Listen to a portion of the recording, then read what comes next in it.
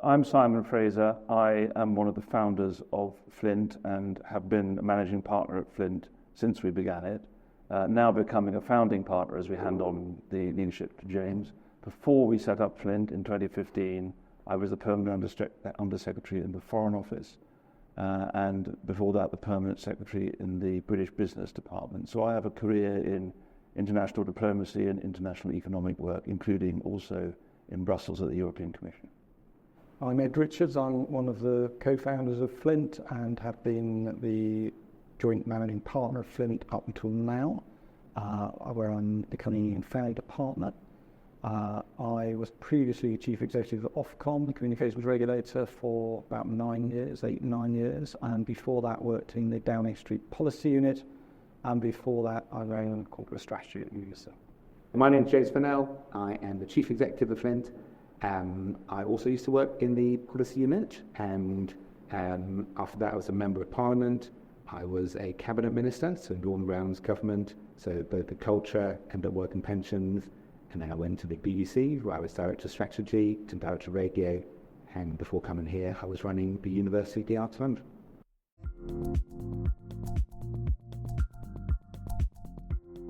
Well, for me, there were probably three reasons. The first was that I'd come to a natural end in the job that I was doing. I felt I'd done everything that I wanted to do. The second reason was because I wanted to see if I could be involved in setting up a successful business. I wanted to give myself a new challenge in the commercial world and the private sector. And the third was that I wanted to do that in a way which involved me doing on a day-to-day basis the kinds of issues and questions that I enjoy thinking about and talking to people about. And if you bring all those together, that takes you towards something like Flint.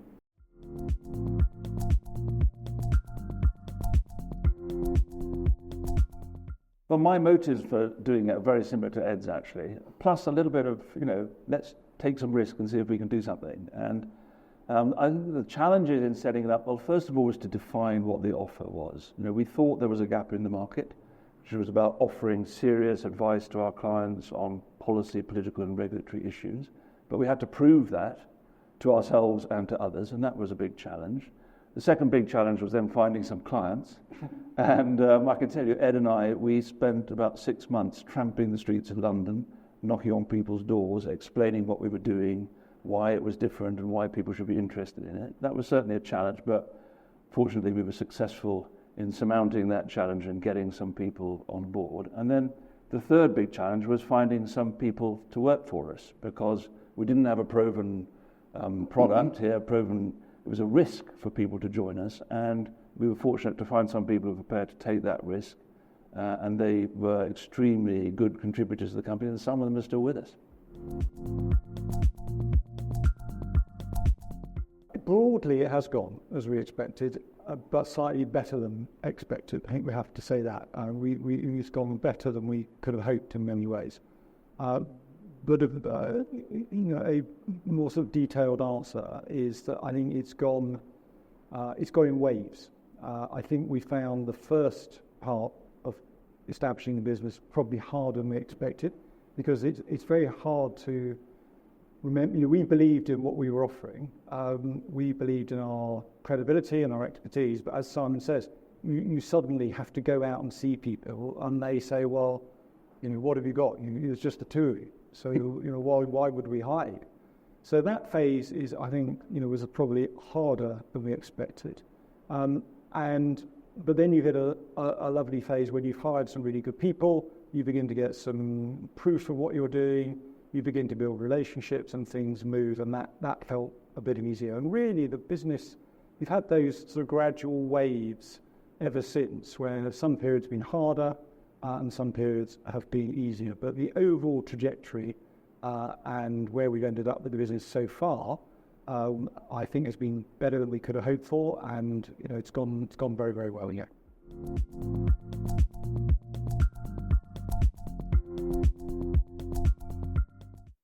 Well, lots of things have surprised me, but I think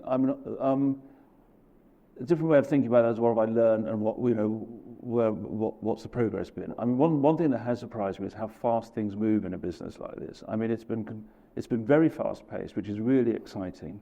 There's a lot of momentum in it. Things move fast, and I think you need to sort of keep abreast of that and keep ahead of it. And that was a bit of a surprise for me. I guess the other surprise, which is linked to that, was external events. I mean, we set this business up in November 2015, and we are basically trading and explaining to people how change affects their business, particularly in relation to government decisions and regulatory decisions. And things just have not stopped happening. So we had Brexit, we had the election of Donald Trump, we've had international crises, we've had COVID.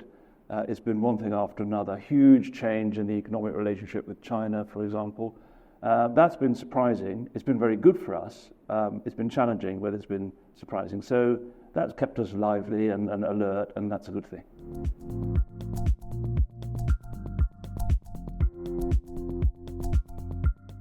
Well, I think what I've enjoyed most, without any doubt, is the fact that I've always had this impression that if you started a business, and people who start businesses, the main thrust of that is you've got to find a business that will work.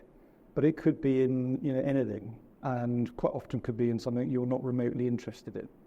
So the thing that I've enjoyed the most is being able to establish a successful growing business in something that I actually enjoy and I'm interested in. And that to me has been amazing. I guess the second thing that I've enjoyed most is we've had sort of good, pleasant surprise after pleasant surprise of bringing people in, hiring people who turned out to be better than we could have expected them. Some people who've only ever worked in the public sector who've turned out to have an incredible instinct for business and commerce. That sort of thing, and the evolution of the business and the teams has been fantastic. I've really enjoyed all aspects of that. We have an amazing team of people, and one of the things when you get to my time of life is it's great to work with really bright young people. They're very challenging, they're very stimulating. It's been sort of rejuvenating and invigorating. So that's been great. But the other thing, I think, is the sheer sense, and some people may not get this, but the sheer sense of creativity of inventing and creating this company, which just didn't exist and now does exist. And it provides employment for a lot of people. It's a known brand in the market. It's a successful enterprise. And that is a hugely satisfactory feeling.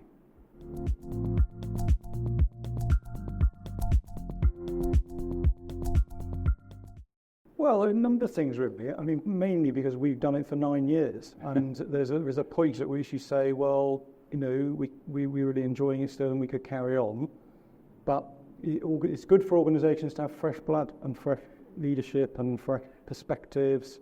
That is a truth. I just think that's a truth of all organisations.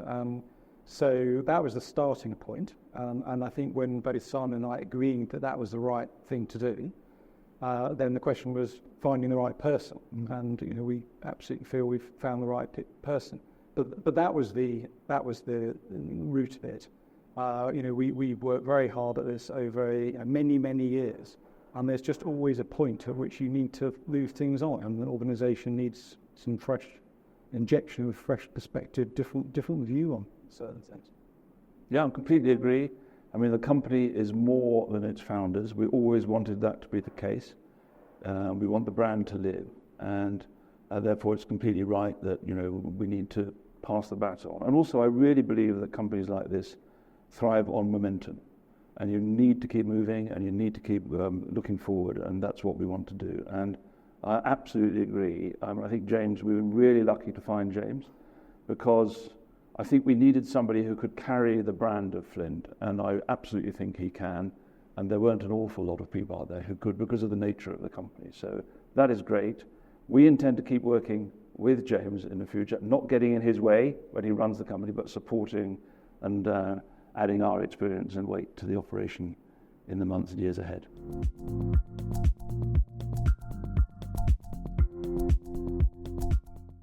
So I already knew Flint, and sort of from a distance, thought that it was a really brilliant company.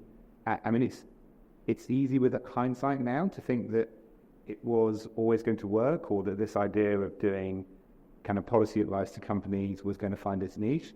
But actually, it was pretty radical at the time. It wasn't really something that anybody did.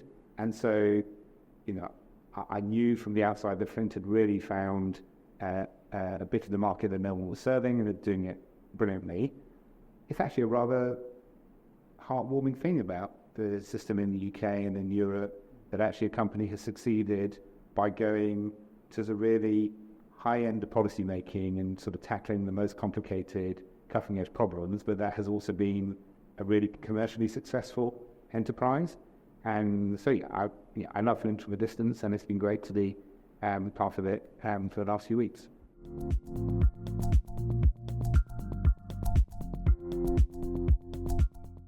Yes, so very much building on the success of Flint. I want to absolutely continue to grow and have momentum based on those things that have made Flint successful. So, it is very much about having fantastic people who love policy and regulation and politics come and be in an environment where they can be tackling really interesting policy questions, but whilst doing that with companies to be able to make sure that they can continue to grow and the economy can continue to grow. So it's building on those traditions, maintaining momentum. I think in particular our international growth, which has started in the last couple of years, I think there's huge potential for us to grow outside of the UK and Brussels. We're already well established. We're growing in Paris and Amsterdam, in APAC as well, but more to come in that direction.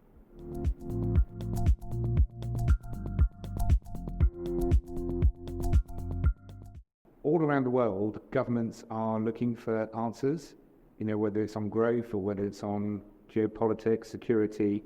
It's actually a moment when the voice of business is going to be really influential in trying to help us come to kind of good solutions which will address some of the difficulties in our economies, in global politics. And I'm really looking forward to working with colleagues, with our clients, to make those arguments.